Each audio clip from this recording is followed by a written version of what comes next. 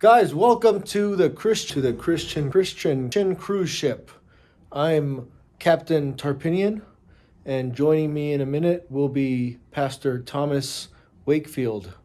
He is a super cool dude, and we're gonna be doing some cool guy activities. Currently, we're trying to figure out how to charge my solar system with a generator, and it's been a frustrating process because it's not happening. We're using a Palmer 10 kilowatt inverter controller, and I have some steaks that are slow cooking in celebration of when we figure it out, hopefully. So, we're also in the process of converting a GT40 replica into an electric car, and so I found a conversion kit on Alibaba. These Chinese folks are relentless. Like, they get a lead for a big purchase and they just keep following up till you buy something, which is great. They any information I need, they're ready to respond back immediately. It's great customer service. I appreciate the slanty eye community overseas for being so helpful. Yeah, it makes the frequency go too high, which then throws the voltage off. So But does it kick on, the battery charging? I have the inverter off. Oh, This has to be the reason why. I have an abundance of batteries here.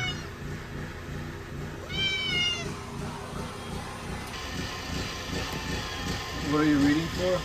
I don't know. I'm just looking for anything weird. You're gonna find a lot of weird stuff out here. So we're just gonna use that golf cart charger for now down there, and just while the generator's running, we'll just charge these with that for now, since we can't get the inverter to switch over and charge. And then we're gonna mess around with trying to get that voltage stabilized on that generator so that It seems like voltage dropped. Well, you got it going. You got it going. for now the voltage is a little more stable. So, So we never talked about that issue, the self-love thing. Remember? self-sacrifice or crucifying ourselves, Yeah, because like Jesus said. you were going to AAA or something. Triple A. Yes, my emergency roadside assistance. No, is this is something that came up during an anger management type training, and the lady who was clueless was saying how you should love yourself above everything, and I interjected and said, as Christians, our purpose is pretty much complete opposite. And like when Jesus, right, he said to love God and love your neighbor. Those were primary commandments. So it said to love your neighbor as yourself. Yeah. So the question the question I have is, can you not love yourself? Well, that's exactly the thing. It's like to tell me to love myself is dumb because you can't help but love yourself. You want to feed yourself. You want to keep your hygiene right. Normal people instinctively want to be comfortable. You don't have to tell me to do that. Yeah. So Ephesians 5:29 says, "For no man ever yet hated his own flesh, but nourisheth and cherisheth it, even as the Lord the church. So, yeah, I think the biggest lie revolving this concept that's told is you can't love others until you love yourself. It's kind of the concept that comes out of that. I gotta love myself more before I can love others, and I think that's just that's a lie. Automatically, when I hear people say that, it just sounds wrong. And I'm glad you brought up scripture. One, we can't not love ourselves. We love ourselves. You quoted it in the two great commandments. Jesus just said, "Love your neighbor as yourself," assuming we love ourselves. And the second greatest commandment is just that we at least love our neighbor as much as ourselves. And then Ephesians very clearly points out that no man hates his own flesh. So then you might wonder, like, well, what about suicide, right? Somebody that commits suicide clearly hates their self or their flesh. And and and I think that's a logical conclusion to come to in our culture, but I do still think that that's a lie, because if anything, I would say that things like suicide and, well, suicide is Selfish. it's very selfish, yeah. It's probably the pinnacle of selfishness. It's a very self-centered act. It isn't something that needs to be pampered and pushed along to say love yourself more, as I think that would just cause more problems and make it worse. Yeah. The idea to care for yourself so you can care for others. Is there scripture that can back up, to put yourself first in any situation?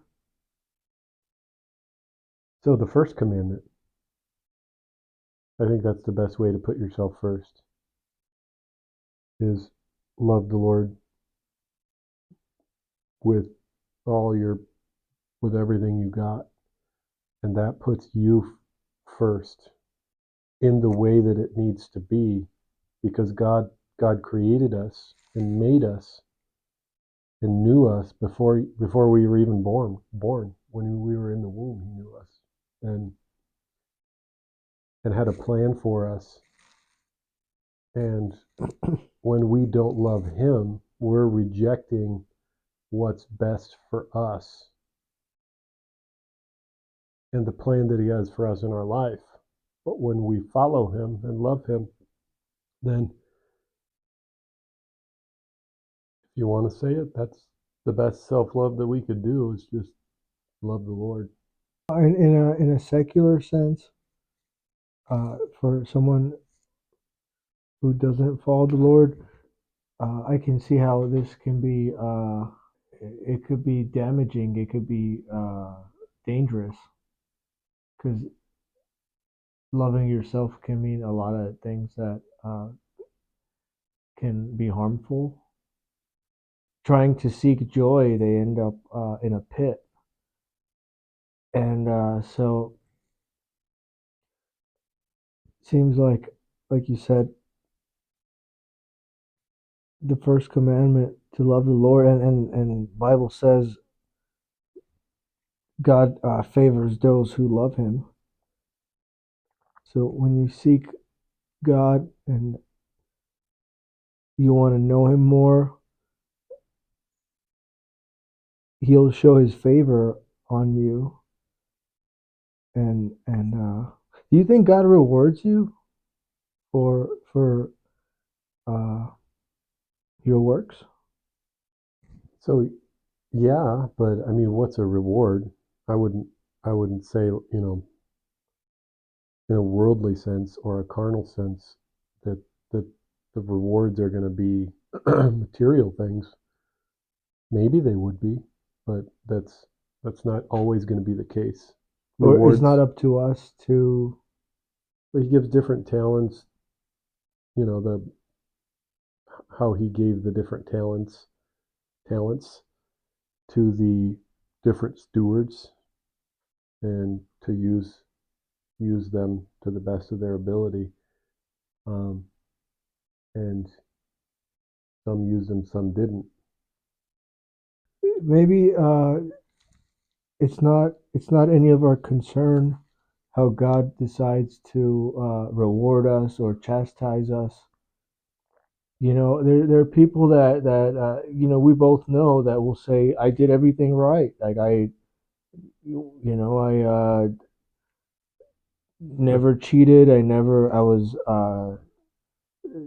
completely faithful, and my marriage still went to crap. And what do you tell these people? Like, when they say that we did everything right? So, well, for one, I would say no, you didn't. At some point, you messed up. At some point, both parties are always going to be at fault in some way, shape, or form. And so the the whole concept here in Ephesians 5 that I just read from, um, actually is regarding marriage. Verse 25, right before, he says, "Husbands, love your wife, even as Christ also loved the church and gave himself for it, that he might sanctify and cleanse it with the washing of water by the word, and that he might present it to himself a glorious church, not having spot or wrinkle or any such thing, but that it should be holy and without blemish. And so ought men to love their own wives as their own bodies." There's another assumption that we love ourselves. "He that loves his wife loves himself, for no man ever yet hated his own flesh." And so where most marriages fail is because of the man, and uh, failing to be like Christ. You say, well, what does that look like? Well, Putting her first, like not sacrificing yourself, I guess. Putting yourself first. if it means laying down your life and your reputation and your all of that, But what do you that's tell what people that do that? They will they'll completely gift themselves to their significant other, and and things get worse. They're willing to give up their existence completely for their other half, and the other one just takes advantage. How do you explain that? you mean like Christ did for us. Wow. Well, guys, that was what seems like our first episode. It was actually our third episode. We've attempted this twice before, but every time something would come up, uh, either somebody would crash into my parked car outside, or something else. Audio. There was an audio. We didn't record any audio. We sat down for 2 hours, talked really deep, lots of insights, and it was great, but audio wasn't rolling in the camera or on the device. It just was a giant waste of time. But I hope what you just watched was interesting and helpful, and I look forward to more of what you saw in the pilot. And it's interesting how a first episode is called a pilot. A pilot is somebody who operates an aircraft, So I don't know. I'll have to look into it. I guess I'm kind of the pilot of this ship, this Christian cruise ship. I'm Captain Tarpinian, signing out. I have pizza warming up in the oven, and I'll see you next time, young Christian warriors. And then there's the other hand where you see guys that will put themselves first. They'll go out and about and do their own thing for their careers, and somehow their lives are seem to be amazing. And it's like, but you're doing the opposite of what God says, and you're still crushing it. Well, I mean, depends on what your definition of amazing is. Well, like Somebody that has a big bank account and I'm saying, fancy car. there's guys that will go on tour and away from their family. There's worship people, dude. Like famous Christian artists that will have a bunch of kids, but then they'll go out of town for weeks and weeks while their wife is at home with their kids, and they'll be out on the road playing shows, and the idea is like, I'm doing work for God, ministry, right, worship, but from my perspective, it's you're pursuing your career and you're abandoning your family. So, I, for one thing, we can't do is uh, put everybody in every marriage into the same box. Hmm. So the wife may love the Lord with all of her heart, soul, and might, and so might the man. And in that circumstance,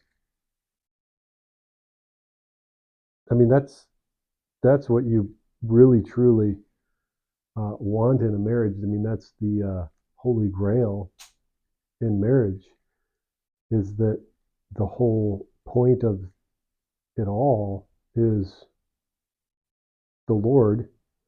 And I heard somebody say, that the husband and wife shouldn't, they should be to a point where I don't need anything from my wife, and she doesn't need anything from me, because both of us have the Lord, Yeah, and that is enough. you're content.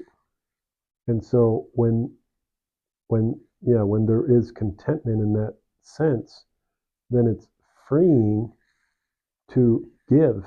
So now I'm not feeling obligated to do this or that because I get the gist that she needs this, or she doesn't feel obligated to do this or that because she feels that I need this, or I've said I need this or something.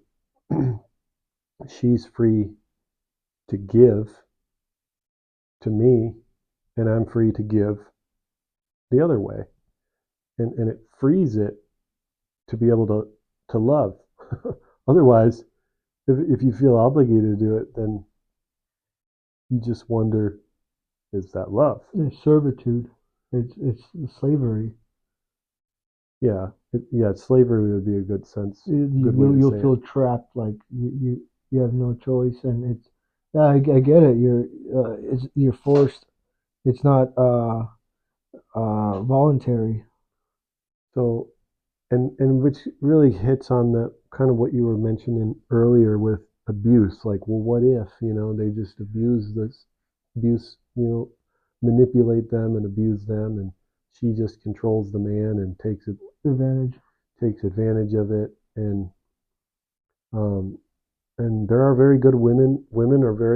Some of them are very good at, and maybe many of them are very good at controlling men. But the same goes the other way. some men are very good at controlling women, and I feel like the Lord works that out. I don't know if it's something that we necessarily need to bother dwelling on, but when we love, if for instance I were in a relationship like that, the solution wouldn't be for me to get her to see how abusive she is. It would just be to love God with all my heart, soul, and strength. And then what happens with that is it affects it changes my life and affects the outcome of my life. There's fruit in my life, and that person can see it or they don't. That's up to them. No, this scenario, it's something that strangely it's been a kind of a pattern also where a minister will say that their relationship, their marriage was terminated because they were serving God, and it's hard to believe, man. It does happen a lot, because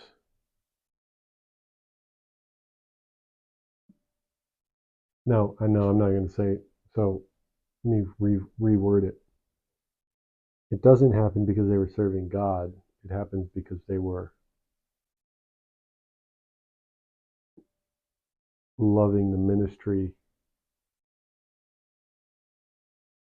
more than the wife, more than his spouse. And with men in ministry, it just becomes about like power and popularity, because yeah, so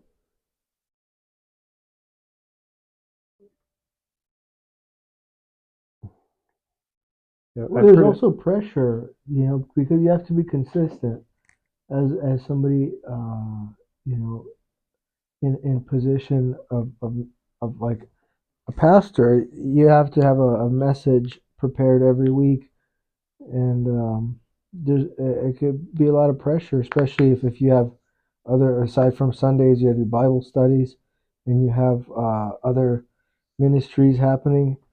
You constantly have to prepare and deliver, because if you don't, it's like,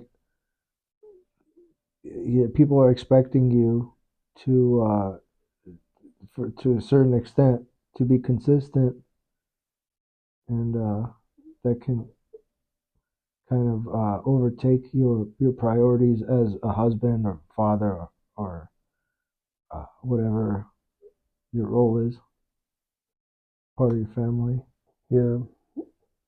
yeah, one of the things that's said a lot, I've heard said a lot, is your family is your first ministry. If you're in ministry, then your family is your first ministry. When Paul said, if you want to serve God, it's going to be tough if you're married. But I mean, it's totally out of his. It's not verbatim, but he did say that, it's going to be harder to be in ministry when you're a father or husband. Yeah. Harder in some senses, but it's probably harder in, everything has its pros and cons, but it points it out in Timothy as it lays out the, when you desire the office of a bishop, it says he desires a good work, but then it lays out the qualifications for it. And one is ruling the house well, and the husband to one wife. And so you can't be a polygamist and have multiple wives. And some would even, there's different perspectives on that. Some say, well, it's one at a time, and some just draw the line and say, you should only ever have one wife. And if it's because of death and you get married again, then that's acceptable. So there's a lot of people that have been misled into marriage too, not even knowing what it is. What's the point of it? Misled, like they were coerced. No, just culture in general, and just place this major falsehood or cloak over what marriage is. Our culture says marriage is something that is not even remotely close to what the Bible